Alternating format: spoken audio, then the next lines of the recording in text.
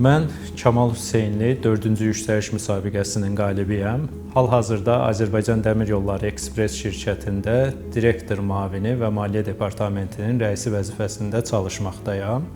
Yüksəliş müsabiqəsinə qatılmağın və iştirakın bir çox müsbət amilləri vardır, amma bunlardan ən əsas özüm üçün mühüm olan amillər o rəqabət mühitini hiss eləmə, özünü inkişaf və özünü daha dərindən tanımaq, kəşf eləmək üçün bir mühitin olması, eyni zamanda müxtəlif mərhələlərdə özümüzü test eləmə imkanı və qalib oldun, olmadın, Azərbaycanın gələcək inkişafına fəal töhfə vermək üçün imkanları əldə etməkdən ibarət idi.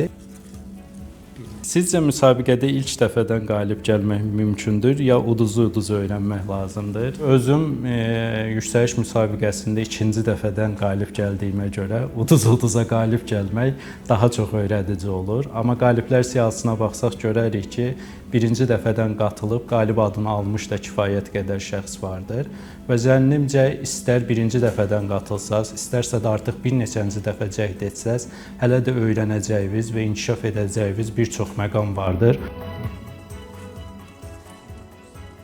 Müsabiqəyə hazırlaşan zaman sizi ruhlandıran xüsusi bir stat və ya söz var idi. Mən düşünürəm ki, bəzən insanlar uğur qazandıqca digər insanlar onlara şanslıdır deyir. Ancaq insan bir nöqtədə öz üzərində işlədikcə, bir məqsədə nail olmaq üçün çabaladıqca şanslar onun qapısını döyür və insan özünün şansını yaradır.